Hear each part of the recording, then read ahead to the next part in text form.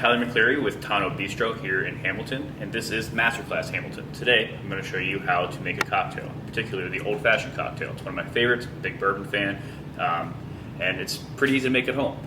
So the term cocktail is also the origin is always pretty interesting, because back in the early days, the early 1800s, a lot of the liquor that people would use wasn't that great, so they found ways to kind of jazz it up. And technically, the definition of a cocktail is a spirit with bitters, water, and sugar. So we're going to do that here today. Cool. All right, so we're going to start with grabbing a sugar cube and adding some water on top. So now this is a simple syrup essentially, and simple syrup is just equal parts sugar and water, but to again make them a classic cocktail when you use actual sugar cubes. We're going to add a little bit of bitters. This is the Angostura bitters, just typical. You can find this at most liquor stores. A couple dashes there. Then we're going to add a bada bing cherry. So these are just really good plump cherries. They're organic, they're just good quality. Love using them. You can get these down the street at We Love It Too.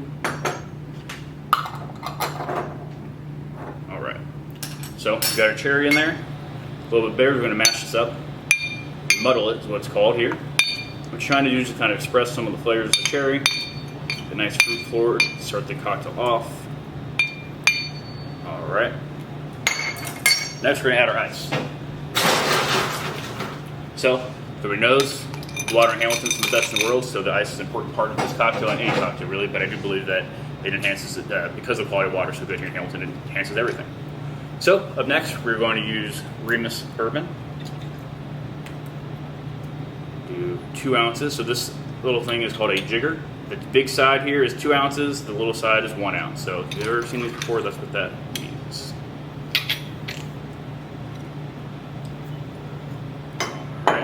The next, so bourbon is a pretty intricate, and there's a lot of different layers to bourbon, and the flavor is done intentionally. So one thing you don't want to do with making any bourbon cocktail is you want to shake it. So you use a bar spoon, you can use a spoon you have at home, and you stir it. You always stir bourbon, because shaking bourbon just kind of destroys the different intricacies in the flavor, and you kind of lose out a lot of what could be a really cool, well-balanced cocktail.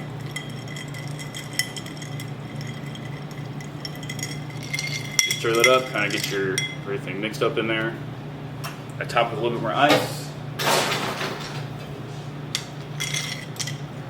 Then we're gonna add our garnish. So, oranges, cherries always go well together. So what we're gonna do is take an orange here and make a little coin, because we're gonna smoke this orange too. So it's gonna be a little fire as well. So just make a little coin with the orange.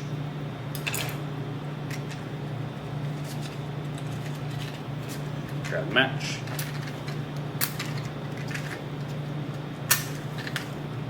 And what we're trying to do is express the oils in the orange peel.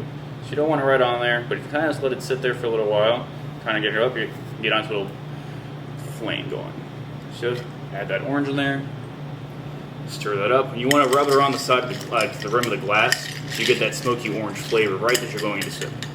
And there you go. You got a perfect old-fashioned. All right, and now that we've made an old-fashioned, a little more history on this drink in particular. We talked about earlier how the definition of a cocktail came in the early 1800s.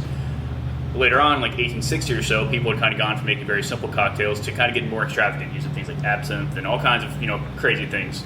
And in the late 1860s, people kind of wanted the throwback of an old-fashioned cocktail. And so when they say that they want a cocktail the old-fashioned way, they went back to making their cocktails with spirit, bitters, sugar, and water, and that's where this came from, and it hasn't really changed much today. Now, here at Tano Bistro, what we like to do is to take classic cocktails and kind of put a twist on them. So if you come in here and ask for a Tano Old Fashioned, what we do, instead of using the sugar and water, we actually have an Ipa Simple Syrup, so you kind of get the same bitter sweetness, but it's a little different, and you use that with bourbon, and it's really nice and delicious. It's our bestseller drink, and good sipping for any time of the year. As far as Tano Bistro goes, we have been around for over 12 years altogether. Our origins in Loveland, Ohio, and we've come out here to Hamilton in the midst of this amazing upward swing, and excited to be here at the heart of the city. And we've loved every bit of it, and excited to see what happens next.